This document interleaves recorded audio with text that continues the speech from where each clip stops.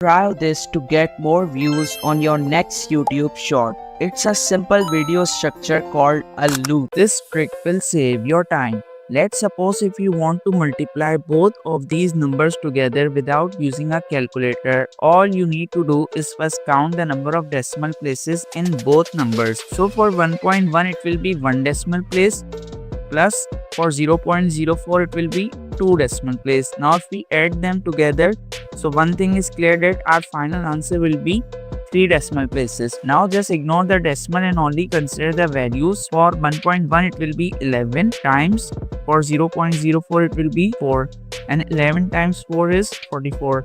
Now let's write 44 over here into the answer script and move 3 decimal places from the right and add our decimal. Now just fill the remaining spaces with 0.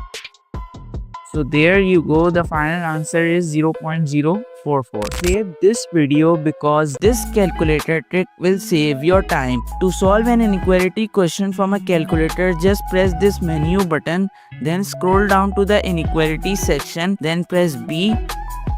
So for the equation above, the polynomial degree is 4, so press 4. Now select the type of inequality, so for this case it's less than 0, so press 2. Now write the above equation as it is. The coefficient of x to the power 4 is 1, so press 1. Then press equals to, the coefficient of x cube is minus 3, so write minus 3. Then press equals to, the coefficient of x square is minus 4, so write minus 4. Then press equals to, and the coefficient of x is 0, so press 0.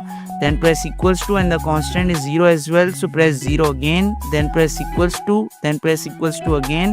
There you go, the final answer of x has a certain range which is greater than minus 1 and less than 4, and x not equals to 0.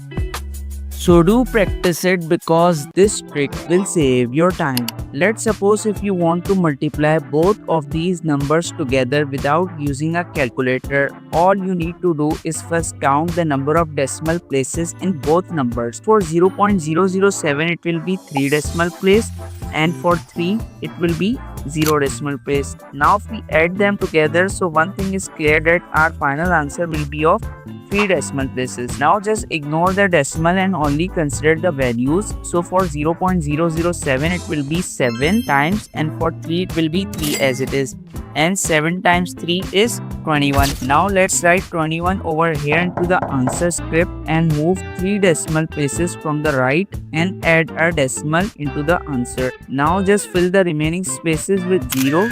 So there you go, our final answer will be 0.021.